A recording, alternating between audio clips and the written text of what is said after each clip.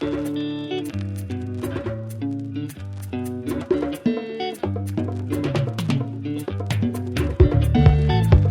and welcome to Talking Africa, the podcast that gets behind the news from the continent, brought to you by the Africa Report. My name is Nick Norbrook. Welcome to the show. I hope you and your loved ones are safe and well in this time of COVID-19. The virus has sparked concerns about cataclysmic economic impacts on the continent.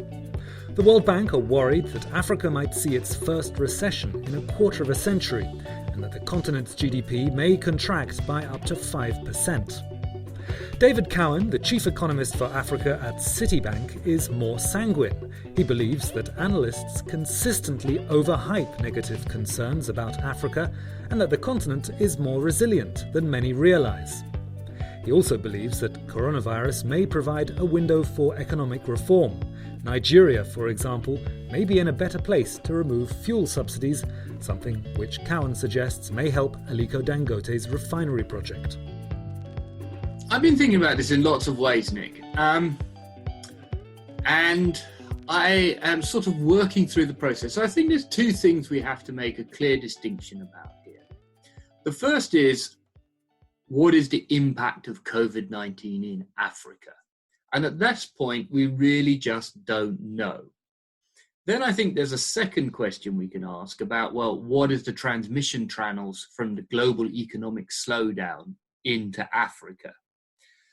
The third thing I would say to you is that this needs to be put against a background of my own inclination. So I tend to have a viewpoint that economists tend to get or over-exaggerate the potential impact of that. And so I've seen this in lots of ways in my own lifetime that I think about. I remember the early days of the HIV/AIDS pandemic in Africa and how that was going to drive their continent into a disaster. I've lived through Ebola virus crisis where people put out some very negative numbers. I've even lived where I am now in the UK, where if you look at the Economist projections of what would happen to the UK economy post-Brexit, well, we wouldn't be where we are now, it would seem. So I remain a little bit sort of skeptical about some of this stuff. And I point out to people that the reality is that 60% of people in sub-Saharan Africa still live in rural areas. Over half the continent still depends on agriculture. A lot of that is subsistence agriculture. What that means is that for many countries, the worst case scenarios that you're looking around is 2 to 3% GDP growth. To get negative GDP growth in Africa, in many cases, you actually have to have physical destruction of property. I mean, excluding South Africa, where it may be possible. So I think you need to bear that firmly in mind. Then you go back and say, okay, which way does this go in terms of the COVID-19 crisis? So excluding the global transmission channels, let's think. At this point, we know there's cases of COVID-19 in Africa. In some countries, it's relatively mild. What we really don't know at this point is whether those cases will really create a wave of infection across Africa and how that will play out.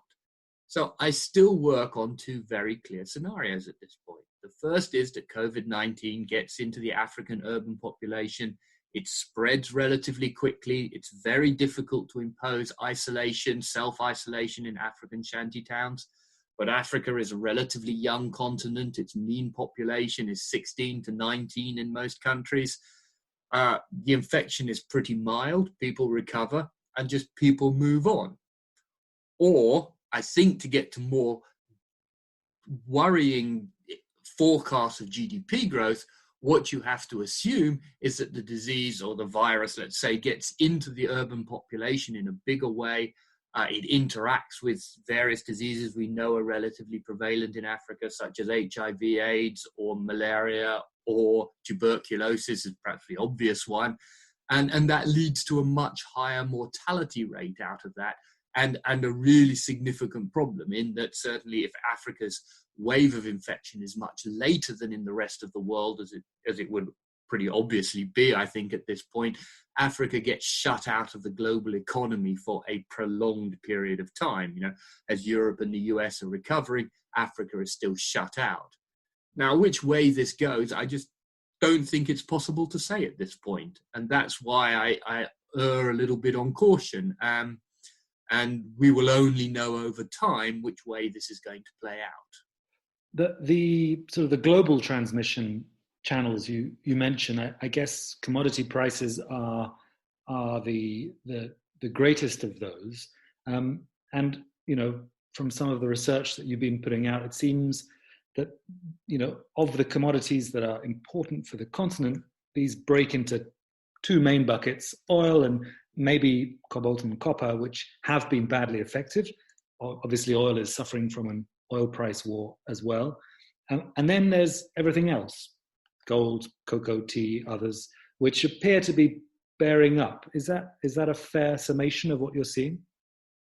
Yes, I think that is a fair summation. I mean, we don't quite know yet how quickly China will come out of all of this, and therefore it may give a boost back to oil and copper prices. But yes, the problem we have a little bit in Africa, and which you have to think about in the aggregate numbers, is that although there are only 8 net oil exporters in sub-Saharan Africa, and 9 if you include Algeria in North Africa, is that unfortunately they're quite large economies. So if you add the 2 copper economies, the DRC and Zambia, on top of that, then as a proportion of African GDP, they're quite significant. And so think about it: if you have those 10 economies, plus South Africa, which is much more globally integrated into the world production chain, global production chain, then you're talking perhaps of 60% of African economy GDP that's negatively impacted by a commodity price shock. But if you stand back and think about the oil importers, for whom this is a huge gain, certainly in terms of their current account, but not necessarily in terms of growth, then the impact is much less serious. And that, of course, is 40-something plus countries. So those countries are receiving a gain. And you have to work out, yes, the oil price, the weaker oil price, how much does it benefit those oil importers? But the problem is that just the oil exporters in South Africa are large in relation to total GDP. Ghana, as you point out, is one of those countries. It might be affected because it's an oil exporter, but it's actually a net oil importer, and its other sort of main commodities, cocoa and gold, are holding up. And so Ghana's not doing too badly. Are there any other oil exporters who are balancing out like that, or is Ghana exceptional?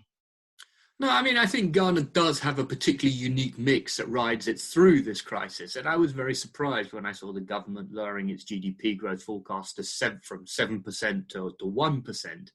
The point I would make to the Ghanaian government is that 1 million people are directly earn their incomes from the cocoa business, from cocoa farming.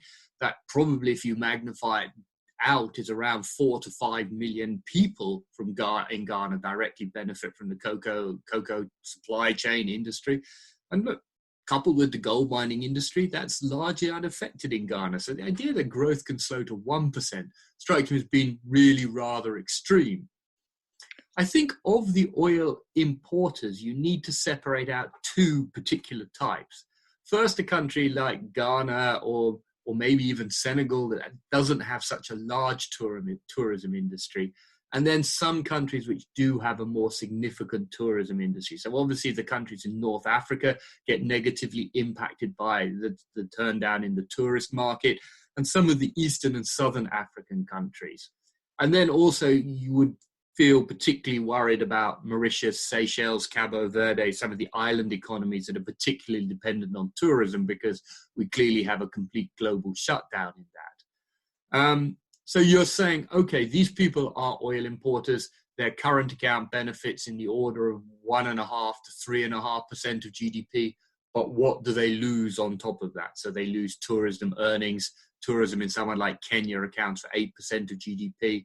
It's up closer to 20% in somewhere like the Seychelles. So the Seychelles, you would think, probably loses all the benefits it gets from a lower oil price. But then you come back to the point we were making at the start. We don't quite know how COVID-19 progresses in Africa, but you can live with a shutdown of your tourism industry if it's for 3 or 4 months. Yes, it's painful. Yes, it's going to slow your growth, but it's not the end of the world.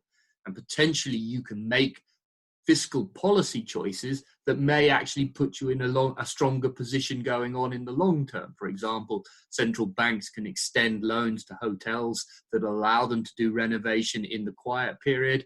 And then when tourism arrivals come back again, then we'll see the numbers coming back to an improved environment. So, that's a positive. The problem for those islands, and this is where all the uncertainty hangs, is if this problem drags out over 6 months, then it really can start to really take a very heavy toll on some of these economies. The 2015 oil price crash put exceptional pressure on the currencies of the oil exporters like Nigeria, Angola, Algeria, the sort of Central African CEMAC countries. How did those countries handle the oil price drop back then? How are they handling it today?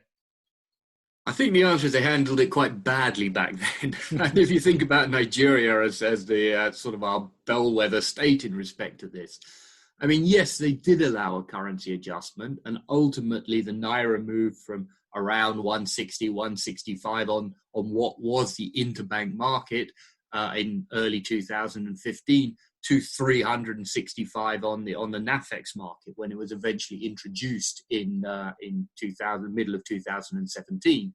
So, it took 2.5 years for them to adjust the exchange rate. If you think about it, the Angolans didn't really adjust their exchange rate until they went on the IMF program in early 2018. So it took 3 years to adjust to it. Similarly with the CEMAC countries, if you think about Gabon or Cameroon, they eventually went on the IMF programs. And because the CEMAC countries can't adjust their exchange rate because of the fiscal peg, because of the peg with the euro, they have to resolve their fiscal crisis. It was only after the middle of 2017 when they went on their IMF programs that they made the required fiscal adjustment. So it took a long time for those countries to wake up to the reality. This time, I think we're already seeing more of a policy response. In some cases like Angola, they're already on an IMF program. They have to allow the exchange rate to adjust. In Nigeria, you've seen a little bit of adjustment happen already with the exchange rate, not sufficient, but I suspect reading between the lines, listening to some of the stuff that's coming out from the Economic Advisory Committee, the fact that the Nigerian government recently announced that they were going to go to the IMF and the World Bank for extra financial support, that external pressure will build on them, requiring them to make an exchange rate adjustment probably within the space of 6 or 9 months rather than 2.5 years. Similarly, we will have a much clearer idea in CEMAC. Gabon and Cameroon's IMF programs currently end in June 2020. So assuming that those programs are renewed, which in the current environment I would say is very highly likely, you would then see them continuing with the fiscal adjustment that they've had to make. So I think the response this time will be much quicker. The other big difference, I say, is just, look, remember, this is quite a different circumstance. Think about Nigeria, or think about all the oil exporters in 2015-16. From 2010 to 2014, for those 5 years, Nigeria had a real GDP growth rate that averaged 6.4% a year. So in a way, Nigeria was like a BMW on a German autobahn fueled on the back of $100 oil price. And when it hit the oil price shock, it refused to make the adjustment, and the economy just hit a brick wall, basically, and growth slowed to minus 1.6% in 2016. This time, look, in the fourth quarter of last year, 2019, Nigerian growth crept its way back up to 2.5%. So in kind of what you're saying is that Nigeria is a broken down jalopy driving down an A road rather than an autobahn. And as such, the adjustment will not be as brutal this time. Even if Nigerian growth slowed to minus 1% this year, going from 2.5% to minus 1% is not the same as going from 6% to minus 1.5%. So I think the summation is that there is an understanding of the need to make a policy adjustment. There's still a degree of reluctance, but it does seem to be happening. And the inherited conditions are very different from what we saw in 2014, 2015. So it makes me say that you've probably got more of a continuation of from where we are.